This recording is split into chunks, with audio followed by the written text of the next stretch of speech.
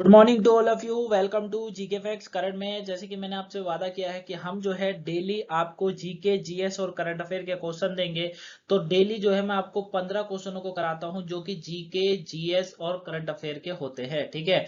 और ये जो क्वेश्चन होते हैं मैं आपको पूरी डिटेल से समझाता हूँ। सभी एग्जाम के लिए आपके लिए इंपॉर्टेंट है ही, हर बार बताता हूँ। चाहे आप रेलवे की तैयारी कर रहे हो, आप एसएससी की तैयारी कर रहे हो, आप किसी कांस्टेबल पुलिस की तैयारी कर रहे हो, या आप डिफेंस की तैयारी कर रहे हो, यानी कि वन डे होने वाले सभी एग्जाम में आपके लिए मोस्ट इंपॉर्टेंट क्वेश्चन है। और आपके किसी ना किसी एग्जाम में क्वेश्चन पहले भी पूछे जा चुके हैं, ठीक है। तो वीडियो को एंड तक जरूर देखिएगा। अगर कहीं से कोई क्वेश्चन में डाउट लगे तो कमेंट बॉक्स में कमेंट करके जरूर बताएगा। बाकी इसका जो पीडीएफ आपको मिलेगा वो टेलीग्राम पर मिलेगा। टेलीग्राम का लिंक डिस्क्रिप्शन में है, वहां से आप हमें ज्वाइन कर सकते हैं। और टेलीग्राम पर भी क्वेश्चन चलते रहते हैं पूरे दिन, ठीक है। 25 से 30 क्वेश्चन सर आपको देते हैं अलग अलग सब्जेक्ट के। तो टेलीग्राम जरूर ज्वाइन करेगा। चलिए जानते हैं आज का पहला क्वेश्चन। फर्स्ट क्वेश्चन है आज का। 323 ईसा पूर्व में सिकंदर महान की मृत्यु किस स्थान पर हुई थी। अब यहाँ सिकंदर महान वर्ड का यूज करा गया है, तो 323 में सिकंदर की जो मृत्यु हुई थी वो किस स्थान पर हुई थी। बेबीलोन में हुई थी। कहां पर? बेबीलोन के अंदर हुई थी, यानी कि इसका बी ऑप्शन जो है बच्चा बिल्कुल राइट आंसर है, ठीक है ना। बेबीलोन के अंदर हुई थी। वैसे तो पूरे विश्व को जीतना चाहता था, लेकिन जब भारत आया तो ऐसा ना कर पाया। तो बेबीलोन के अंदर जो है सिकंदर महान की मृत्यु हुई थी, ये आपको याद रखना है। 323 का डेट भी याद रखिएगा। निम्नलिखित में से किसने श्रीलंका के राजा मेघवर्मन को बोध गया में मठ बनाने की अनुमति दे दी थी। तो किसने दी थी? ये दी थी समुद्रगुप्त ने। किसने? समुद्रगुप्त ने दी थी। याद रखिएगा कि जो है श्रीलंका के राजा थे मेघवर्मन, उनको बोध गया के अंदर, यानी कि बोध गया जो है उसके अंदर मठ बनाने की। मठ क्या होता है? मठ का मतलब होता है जहां पर जो है शिक्षा ग्रहण होती है वो चीज। तो समुद्रगुप्त ने सिलोन के राजा को जो है बोध गया में मठ बनाने की अनुमति दी थी। बी ऑप्शन जो है इसका बिल्कुल राइट आंसर है। क्लियर है। नेक्स्ट क्वेश्चन की बात करें। नेक्स्ट है, बिंदुसार की मृत्यु के बाद अशोक को राज्य प्राप्त करने में किसने सहयोग दिया था। तो किसने दिया था जल्दी बताए। बिंदुसार की जब मृत्यु हो गई थी उसके बाद अशोक को उसका राज्य प्राप्त कराने के लिए किसका सहयोग मिला था। तो ये जो सहयोग मिला था राधा गुप्त चाणक्य का शिष्य और बिंदुसार का प्रधानमंत्री था। राधा गुप्त चाणक्य का शिष्य और बिंदुसार का प्रधानमंत्री था उसने, ठीक है। और अशोक के राज्य दिलाने में इसने ही मदद करी थी। तो राधा गुप्त इसका नाम आपको जो है याद रखना है। इसका बी ऑप्शन जो है वो बिल्कुल राइट आंसर है। क्लियर है। नेक्स्ट क्वेश्चन की बात करें।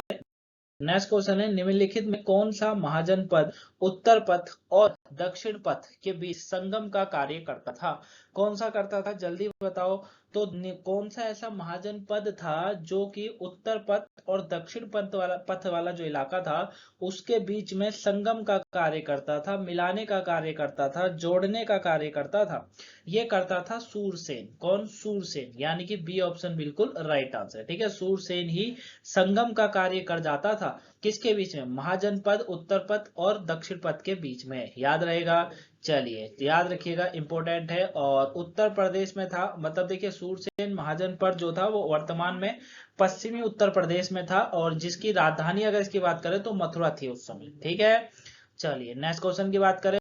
पॉलिटिकल स्टार्ट करते हैं। विनिवेश विभाग किसके अंतर्गत आता है जल्दी बताओ। विनिवेश विभाग जो होता है वो किसके अंतर्गत आकर कार्य करता है। ये जो बच्चा कार्य करता है वो वित्त मंत्रालय के तहत रहकर कार्य करता है। क्लियर है। याद रहेगा या नहीं रहेगा। विनिवेश विभाग किसके अंतर्गत आता है? ये आता है किसके अंतर्गत?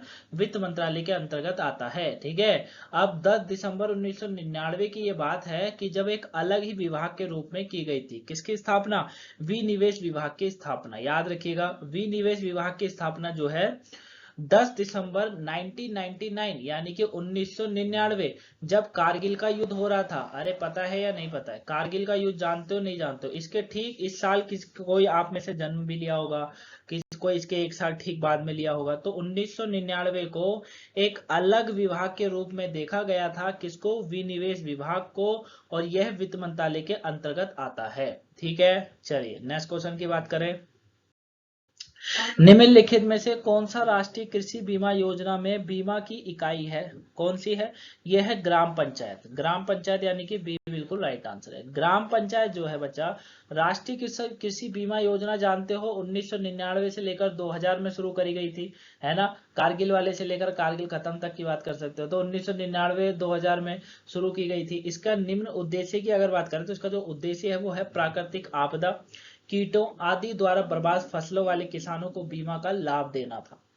तो बी इसका बिल्कुल राइट आंसर है, ग्राम पंचायत। ठीक है, ग्राम पंचायत, है ना, याद रखिएगा। तो राष्ट्रीय कृषि बीमा योजना में बीमा की इकाई ग्राम पंचायत के तहत आती है। और राष्ट्रीय बीमा कृषि बीमा योजना जो है 1999 2000 के बीच में शुरू करी गई। नेक्स्ट क्वेश्चन की बात करें, पहला गरीब रथ किन शहरों के बीच चलाया गया था? तो पहला गरीब रथ ये किन शहरों के बीच चलाया गया था? सहरसा से लेकर अमृतसर तक, यानी कि बी बिल्कुल राइट आंसर है। गरीब रथ भारतीय रेल द्वारा चलाई गई कम किराए का एक जो है वातानुकूलित, इसको कहा जाता है वातानुकूलित रेलगाड़ी है। पहली गरीब रथ रेलगाड़ी है जो सहरसा से अमृतसर के बीच में चलाई गई थी। तो इसका बी ऑप्शन जो है वो बिल्कुल राइट। नेक्स्ट क्वेश्चन की बात करेंगे, निगम कर किस प्रकार का कर है?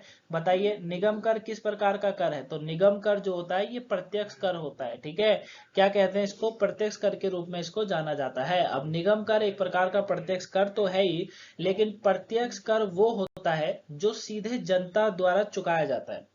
निगम कर कहिए, आयकर कह लीजिए, वेट कह लीजिए, उपहार कर कह लीजिए, उत्तराधिकारी का प्रत्यक्ष कर के उदाहरण इसके माने जाते हैं। ठीक है, जैसे निगम कर हो गया, आयकर हो गया, जैसे आप टैक्स भरते होंगे, तो ये प्रत्यक्ष कर होता है। और प्रत्यक्ष कर क्या होता है? जो क्या होता है, सीधे जनता द्वारा चुकाया जाता है। जैसे आप मान लीजिए आप 10 रुपए का कोई सामान खरीद कर लाए हो, तो वो सामान 10 रुपए का थोड़ी है, वो सामान तो होगा 5-4 रुपए का, 5 रुपए का, 6 रुपए का, 7 रुपए का, लेकिन उस पर लगने वाला कर लगाकर आपको उसका रेट बताया गया 10 रुपए। ठीक है, अब आप ये तो नहीं कहोगे कि मैं केवल मैन्युफैक्चरिंग या जो है एक्सपोर्ट इंपोर्ट वाला ही सामान खरीदूंगा, मतलब उस पे रेट पर लूंगा, यानी कि 5 रुपए और 6 रुपए पे, ऐसा तो बोल ही नहीं सकते हो। आपको देने पूरे 10 रुपए ही पड़ेंगे, क्योंकि टैक्स भी आपका कटेगा। तो वो होता है क्या? प्रत्यक्ष कर। नेक्स्ट क्वेश्चन की बात करें, नेक्स्ट है राष्ट्रीय मतदाता दिवस कब मनाया जाता है? आज मैंने जो इसमें क्वेश्चन रखे हैं 4, वो डेज के रखे हुए हैं, क्योंकि डे के बारे में भी काफी बार पूछ लिया जाता है, बच्चा कंफ्यूज हो जाता है, तो आपको याद रखना जरूरी है। तो राष्ट्रीय मतदाता दिवस कब मनाया जाता है, जल्दी बताओ। 25 जनवरी को राष्ट्रीय मतदाता दिवस के रूप में मनाया जाता है।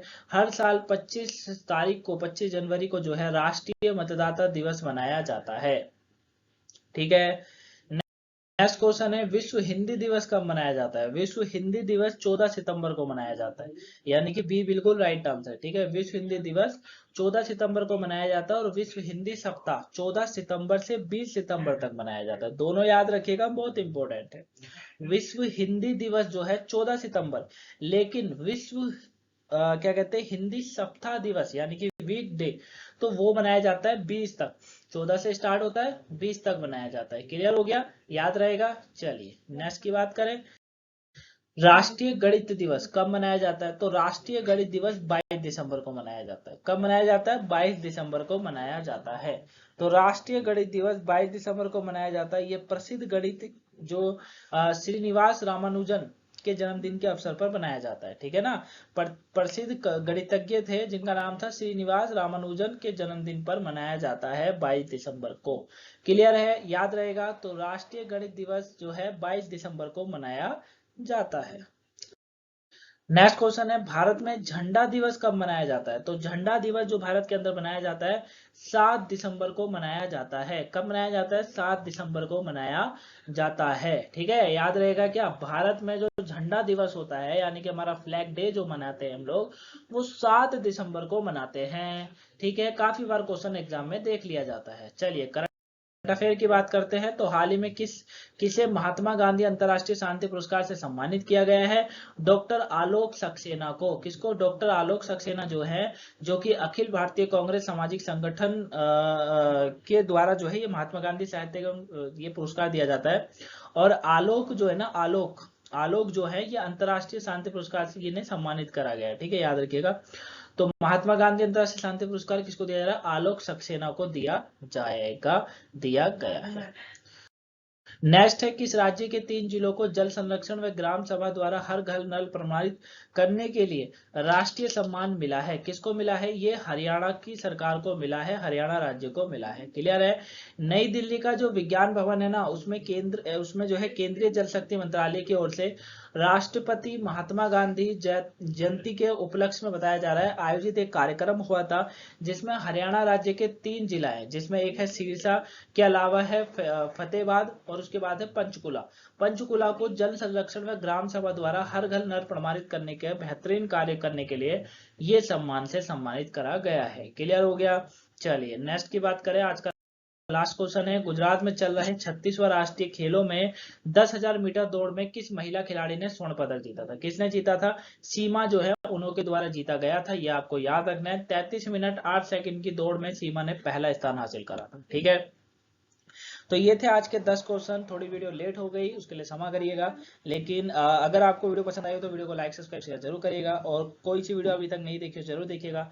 कल जो है मैंने आपको अरमानिया और साथ में जो है अरमानिया और अजरबैजान, ठीक है, अजरबैजान के ऊपर जो है वीडियो कराई थी। आपको पता है दोनों देशों के बीच में इस समय युद्ध चल रहा है, तो उसके ऊपर पूरी वीडियो कराई थी, क्योंकि भारत उसकी सहायता कर, भारत ने जो है रक्षा मतलब उपकरण देने की बात करी है, तो उसके ऊपर वीडियो कराई थी। नहीं देखे तो उसे देख लीजिएगा। बाकी सभी टॉपिक आपके लिए इंपॉर्टेंट आते रहते हैं, तो उनको वॉच करते रहो। मिलेंगे नेक्स्ट वीडियो में, तब तक thank you for watching guys, have a nice day, thanks for watching. Video को लाइक सब्सक्राइब शेयर जरूर करिएगा। Thanks for watching.